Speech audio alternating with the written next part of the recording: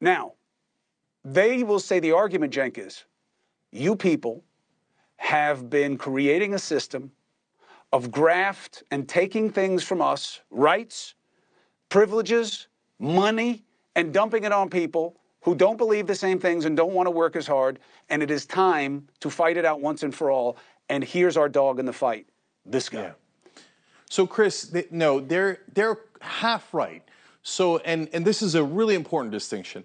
They think if they can show the double standard and how the Justice Department, the mainstream media, et cetera, it takes it easy on Democrats, that they prove their case. But that's not true. So I will actually agree with them. I think they misunderstand it a little bit. I think it's corporate media that supports corporate politicians that are both Republicans and Democrats. Both Mitch McConnell and Nancy Pelosi and all of those guys, the Hillary Clintons of the world, the John McCain's in the old days, et cetera, they all get a pass. They can do whatever they want and they will totally get away with it. So if you're a right-winger out there, you're a Republican, and you believe that, you are correct. Okay, that is the establishment sticking up for itself.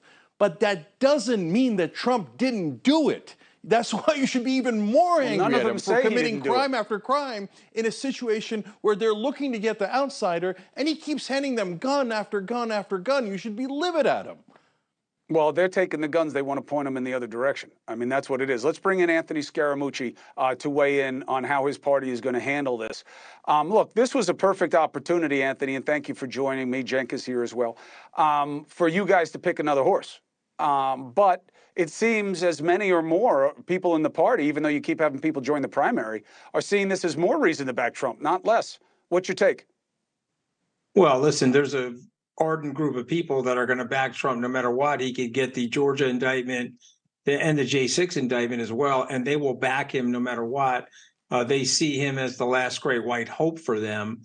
But I do think there is an opening now, though, Chris, because there's more Republican criticism, and that indictment is very damning. I read through the entire indictment, and I know President Trump's personality reasonably well. Remember, it wasn't just 11 days for me. It was 71 campaign stops and a full year's worth of work. He does not like this. He is stressed about it.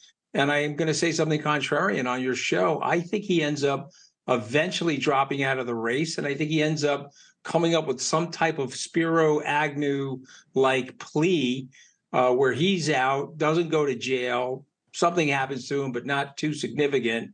And I don't think he makes it to the Iowa caucus. So that's a contrarian view. He says he's going to be in it till the end.